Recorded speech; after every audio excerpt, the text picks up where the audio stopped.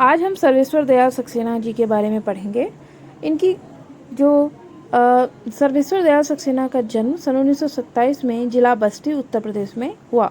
उनकी उच्च शिक्षा इलाहाबाद विश्वविद्यालय से हुई। वे अध्यापक, आकाशवाणी में सहायक प्रोड्यूसर, दिनमान में उपसंपादक और पराग के संपादक रहे। सन 1983 में उनका आकस्मिक निधन हो गया। आकस्मिक निधन का मतलब अचानक ही, बिना किसी बीमारी के, या फिर बीमारी भी हो लेकिन कोई गंभीर बीमारी ना हो, अचानक से ही उनकी निधन की खबर सबको मिल गई। खास बात जानने की क्या है कि वो अध्यापक थे और आकाशवाणी जो रेडियो है उसमें सहायक प्रोड्यूसर थे। दिनमान पत्रिका है उसके उप संपादक थे और पराग पत्रिका के संपादक थे। ठीक है। सर्वेश्वर बहुमुखी प्रतिभा के साहित्यकार थे। बहुमुखी प्रतिभा मतलब बहुत सारी उनमें प्रतिभाएं थीं, बहुत तरह की, मल्टी डायमेंशनल, मल्टी टास्किंग। वे कवि, कहानीकार, उपन्यासकार, निबंधकार और नाटककार थे, यानी वो सब कुछ लिखते थे। कवि भी थे, कहानीकार भी थे, यानी कहानी भी लिखते थे, उपन्यास भी लिखते थे, निबंध भी लिखते थे और नाटक भी करते थे।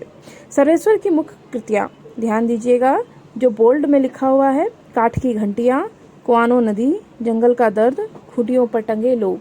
ये उनका कविता संग्रह है। ध्यान से देखिए, शब्द जो उनके कविता संग्रह है, उनकी रचनाओं के नाम किस तरह से हैं। काठ की घंटियाँ, कभी सुनी है काठ की घंटी? काठ यानी लकड़ी। कुआनो नदी, ये नदी का नाम है। जंगल का दर्द, कभी सोचा आपने जंगल का दर्द? खूंटियों पर टंगे लोग, क्या खूंटी क्या होती है? दीवार में जो कील आप टांगते हैं उसको खूंटी कहते हैं, जिस पर आप कपड़े टांगते हैं। क्या कपड़ों पर कभी लोगों को टंगे हुए देखा है? तो बहुत इंटरेस्टिंग इनकी कविता संग्रह है। कविता संग्रह मतलब कविता की किताब, इसमें बहुत सारी कविताएं होंगी। इसके बाद आ जाइए, उनके उपन्यास कौन कौन से हैं। पागल कुत्तों का मसीहा, सोया हुआ जल। पागल कुत्तों का मसीहा, सोच कर देखिए कि ये उपन्यास कितना इंटरेस्टिंग रहा होगा। सोया हुआ जल, जल कभी सोता भी है? किसे हम सोया हुआ जल कहेंगे? जो बिल्कुल शांत हो। इसके बाद कहानी संग्रह कौन सी है? लड़ाई। इनकी कहानी संग्रह कौन सी है? लड़ाई। बकरी नाम की नाटक, और इनका नाटक कौन सा है? बकरी नाटक। ठीक है।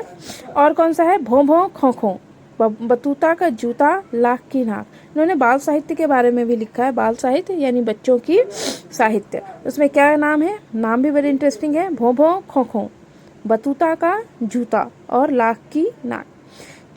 चर्चे और चरखे उनके लेखों का संग्रह है। खूंटियों पर टंगे लोग पर उन्हें साहित्य अकादमी का पुरस्कार मिला। ध्यान देंगे कि खूंटियों पर टंगे लोग जो उनका कविता संग्रह था, इसके लिए उन्हें अवार्ड, साहित्य अकादमी पुरस्कार भी मिल चुका है। सर्वेश्वर की पहचान मध्यवर्गीय आकांक्षाओं के लेखक के रूप में की जाती है। मध्यवर्गीय आकांक्षाओं का मतलब यानी जो मध्यवर्गीय परिवार होते हैं या मध्यवर्गीय लोग होते हैं, यानी मिडिल क्लास जिसे हम कहते हैं, उनके के कवि हैं, उनके लेखक हैं। वो उनकी भावनाओं को जागृत करते हैं। मध्यवर्गीय जीवन की महत्वाकांक्षाओं, सपनों, संघर्षों, शोषण, हताशा और कुंठा का चित्रण उनके साहित्य में मिलता है। क्या मतलब है कि जो मिडिल क्लास फैमिली है या मिडिल क्लास मध्यवर्गीय लोग हैं, उनकी जो जो समस्याएं होती हैं उनके बारे में वो विस्तार से अपने साहित्य में लिखते हैं। ठीक है। सपनों है ना, संघर्ष, शोषण, हताशा और कुंठा। आप लोग भी मध्यम वर्गीय परिवार से ही आते हैं, इसलिए जो आपके जीवन की कहानियां हैं उसी तरह की कहानियां और लेख ये अपने साहित्य में लिखते हैं। सर्वेश्वर जो जी स्तंभकार थे और चरखे और चर्चे नाम से दिनमान में जो स्तंभ लिखते थे उसमें बेबाक सच कहने का साहस दिखता था। ये चर्चे और चरखे क्या है? ये दिनमान पत्रिका में ये अपना एक लेख निकालते थे, जिसमें जैसे अब ये नहीं पता ये वीकली होता था या मासिक होता था, लेकिन इस पर वो अपने लेख लिखकर भेजते थे। उनकी अभिव्यक्ति में सहजता और स्वाभाविकता थी। अभिव्यक्ति में सहजता और स्वाभाविकता का क्या मतलब है? यानी वो जो लिखते थे वो बहुत सहज और नेचुरल, स्वाभाविक लगता था। कुछ बहुत टफ या कठिन या फिर अजीब नहीं लगता था।